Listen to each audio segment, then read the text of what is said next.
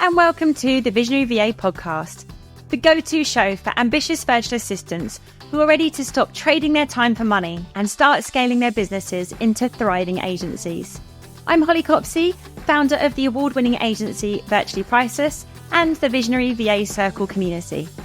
Each week, I'm here to bring you actionable strategies, proven systems, and mindset shifts to help you transition from a solo VA to a visionary agency owner. If you're ready to grow your business to dizzying new heights with less stress and more success, you're in the right place.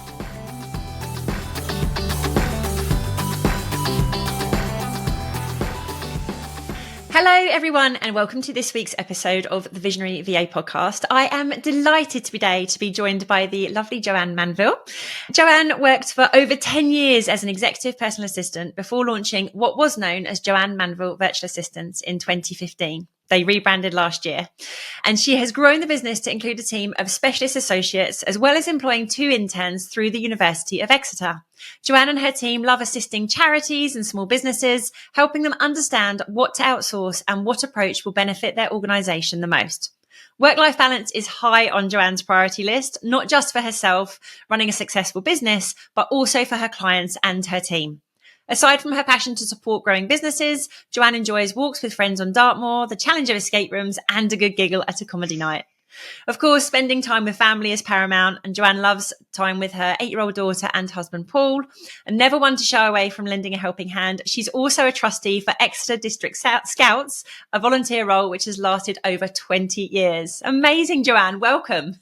Thanks for having me, Holly. Excited to be here. Absolutely. So can you just start by sharing with us what led you to make the transition from that executive PA role to VA business owner?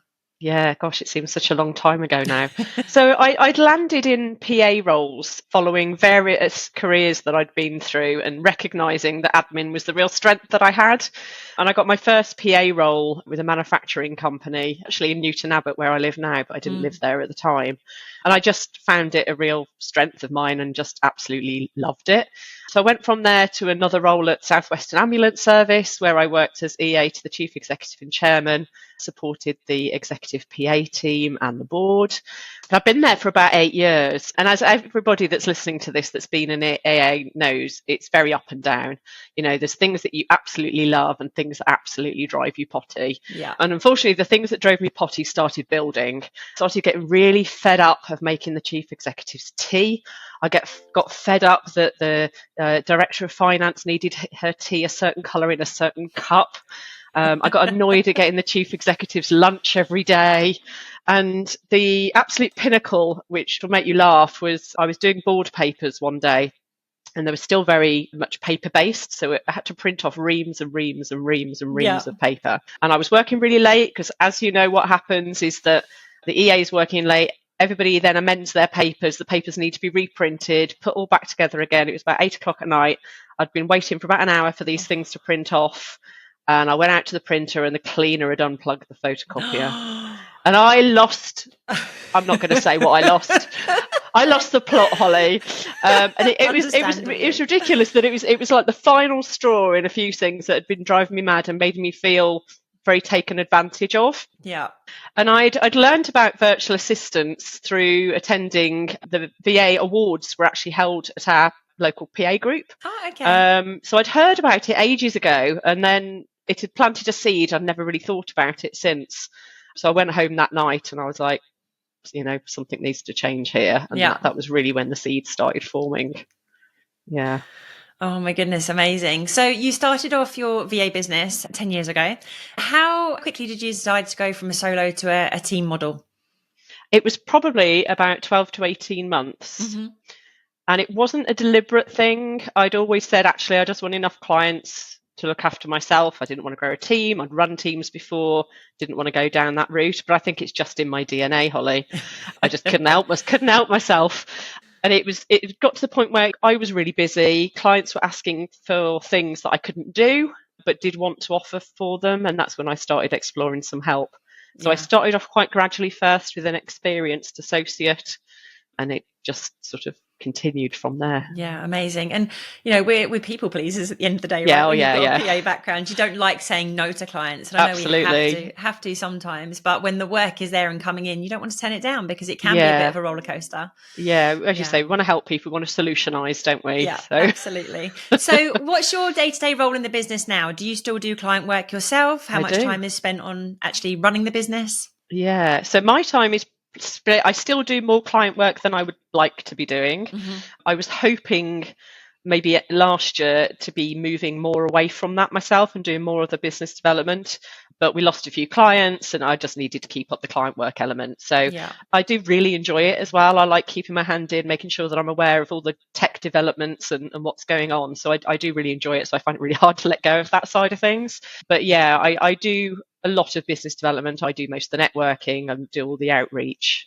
But as you mentioned earlier, I've got a couple of interns that help me out internally and with clients as well now. Yeah. So the plan long term is to move away more from the client work. But I do really enjoy it.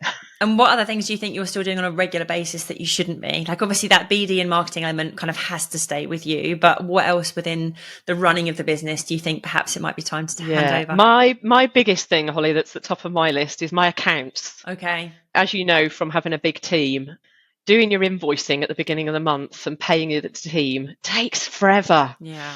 And I would love for somebody else to take that on, but I just can't quite let go of it. I'm not really practicing what I'm preaching. Goals. That needs to be the goal then. It is. Yeah. It's actually one of the easiest parts to chop off, right? Actually getting someone in to do that element is quite an easy thing to outsource. And some of the other areas. I would think it'd be quite liberating to let go of it. It takes me 3/4 of a day to do. It's insane. My goodness. Yeah. There's something quite satisfying about seeing all your invoices fly out at the start of the month and the money start to come in and you've not actually had to do any of it. Yeah. Life goals. Yeah, absolutely. So, and on that journey over the last 10 years, like what have been the mindset shifts you've had to make? Because obviously going from employee to setting up on your own and then running that team, I'd imagine you've been on quite a journey personally. Can you tell us a bit more about that? Yeah, absolutely. And I think there's several big milestones. There was taking on your first associate and giving that trust that someone else is going to represent you and your brand as you would. Going VAT registered, that's like big scary pants moments. Yep. Are these people I've been working with going to value me enough to stay with me when the price goes up 20%? Yeah.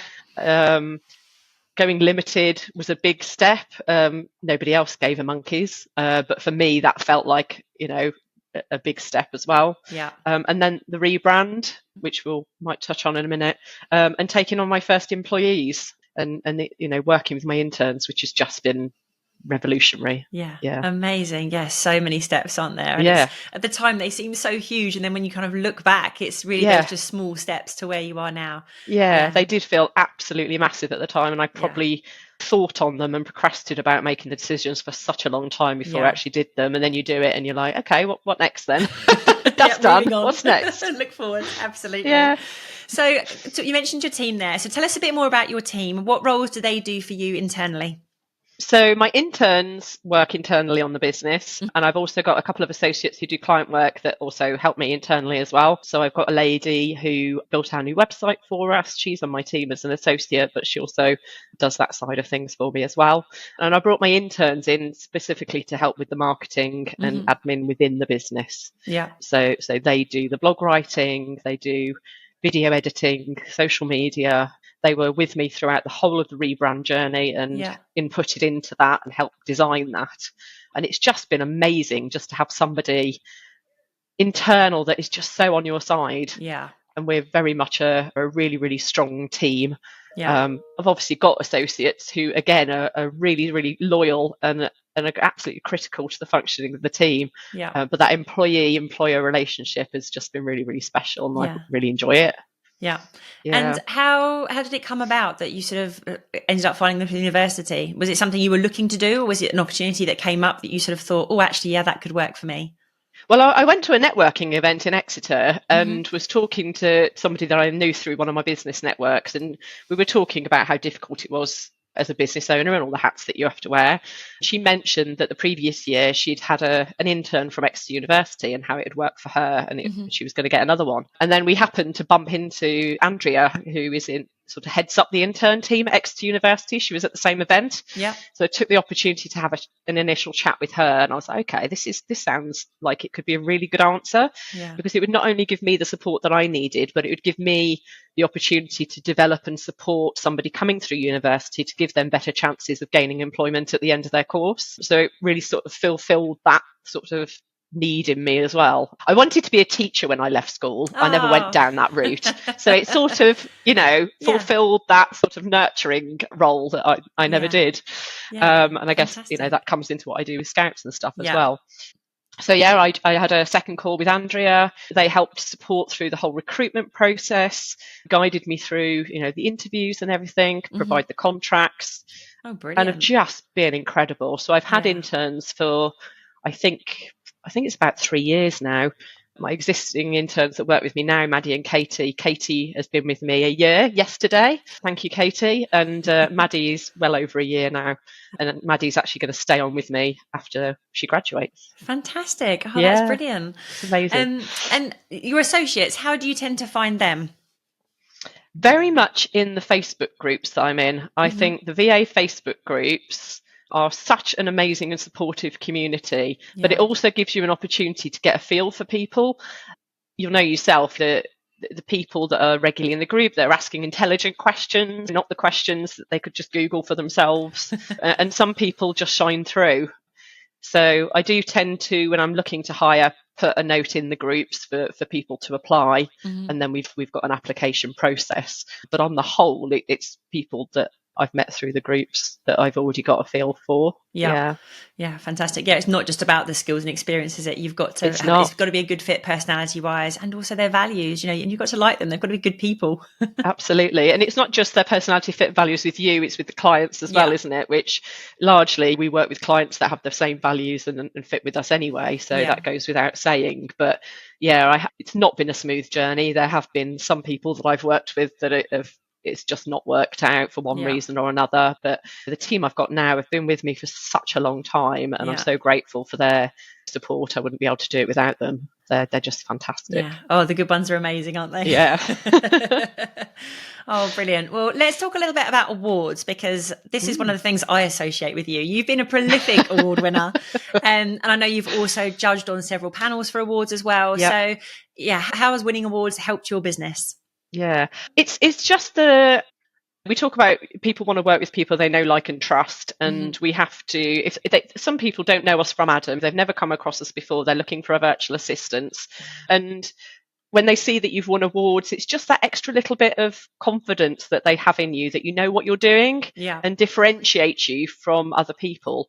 I know some people think awards are just vanity things. Some of them, you apply for yourself. In fact, most of them you enter yourself. So you have to have a bit of, confidence to actually go for it. But it has been really good for me. I've been to networking events before where you've done a 60 seconds introduction, and other people have said, and you're an award-winning VA. Other people see it and say it, even if you don't want to say it yourself.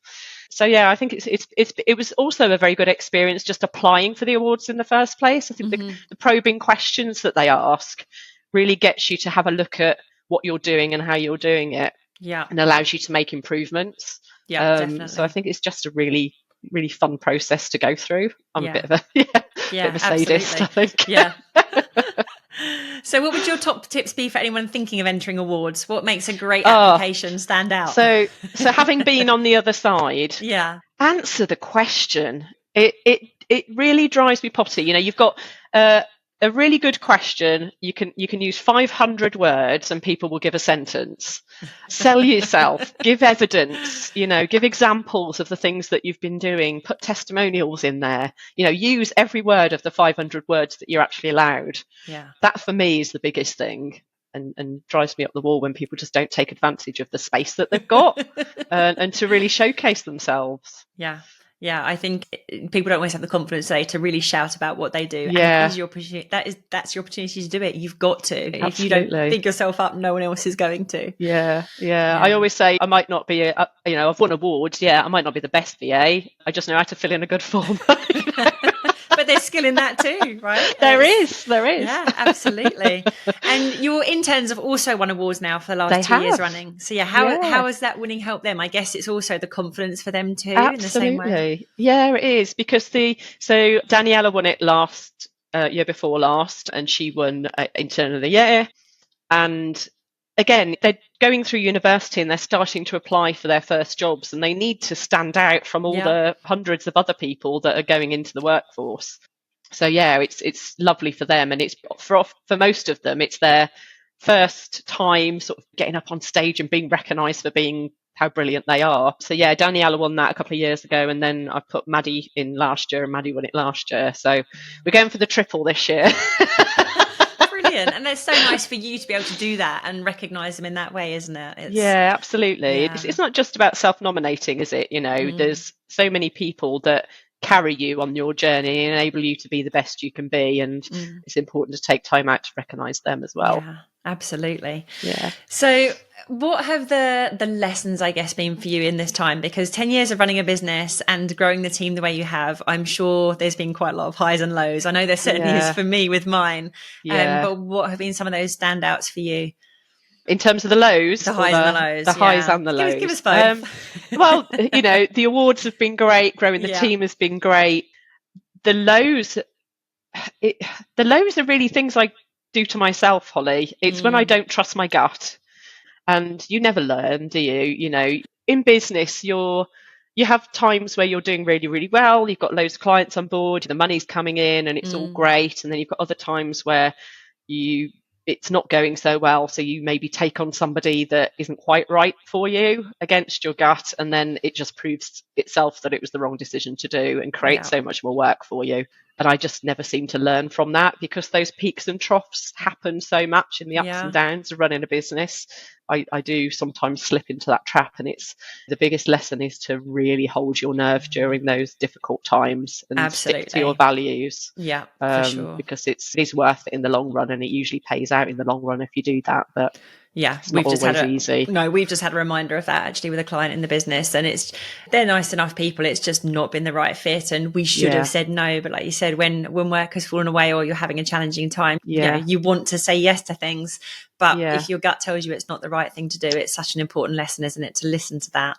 Yeah, absolutely. And like you said earlier, we're people pleasers. You want to help everybody, even if they're not necessarily the right people to be working with. You want to help people grow their business and move them along or get them out of that sticky spot.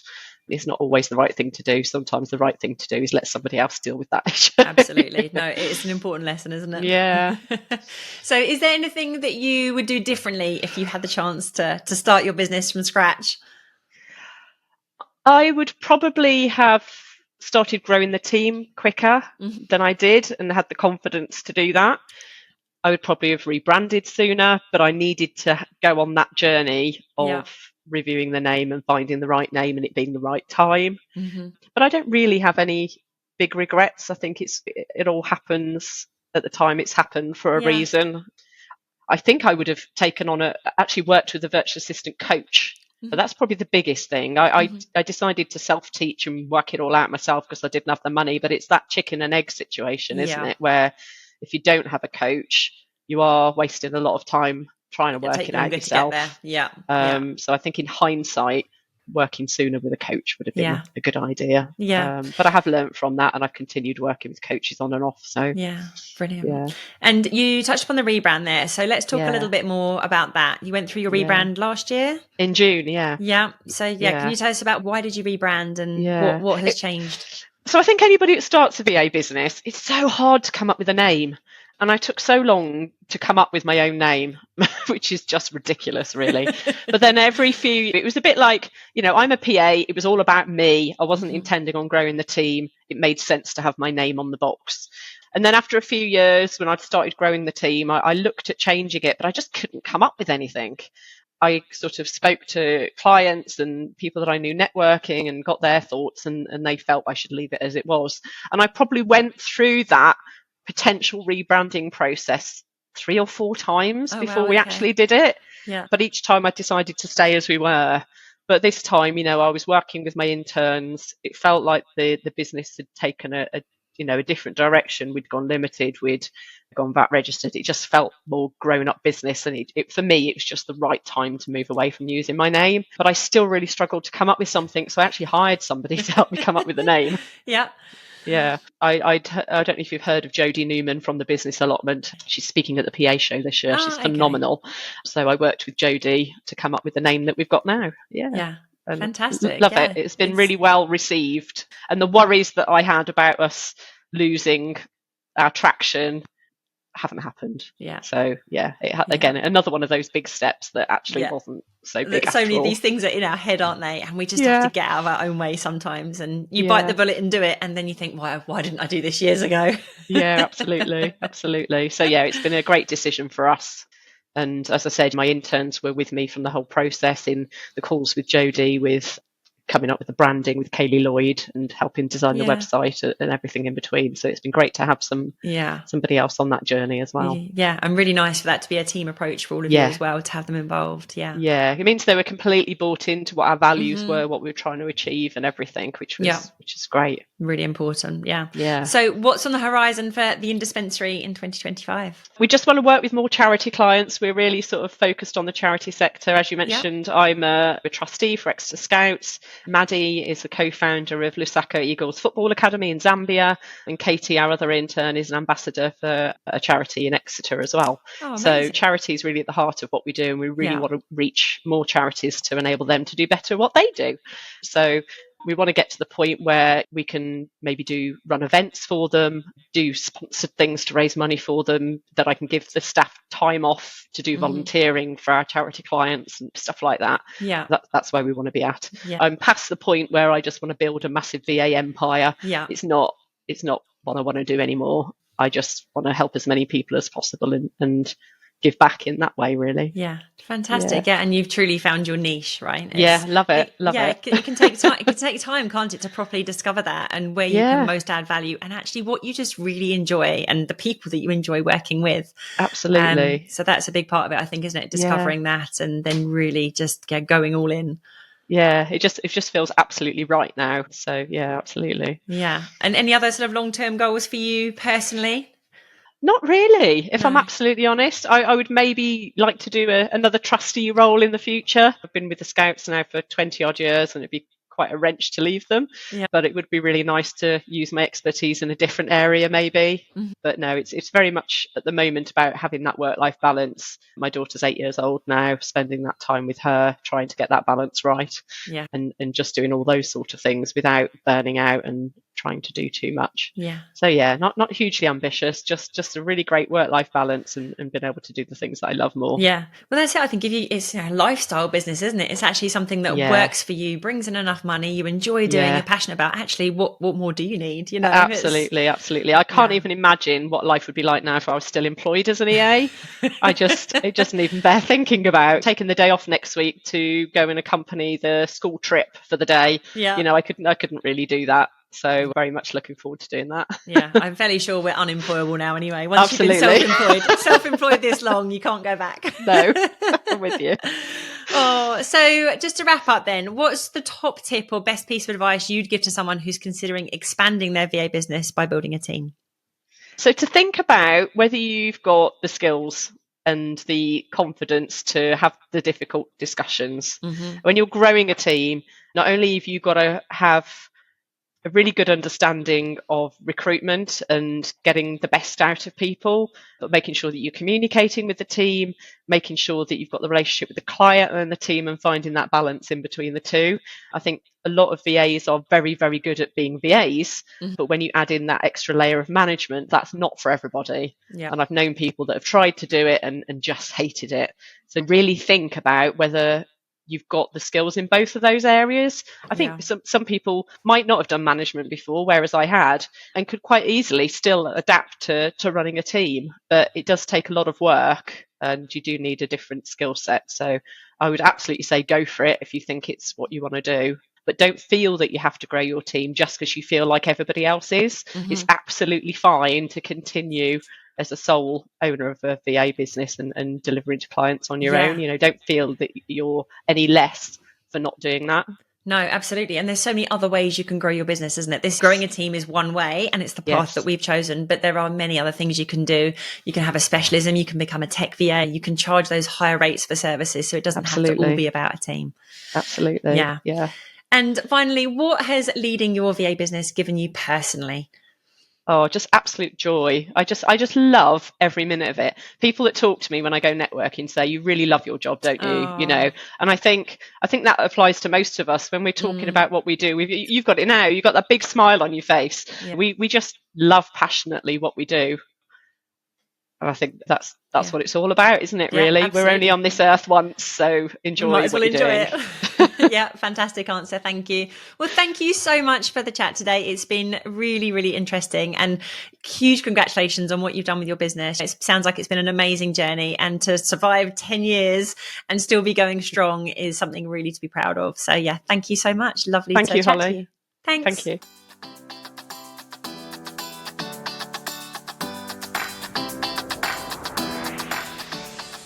Thanks for tuning in to this week's episode of the Visionary VA podcast.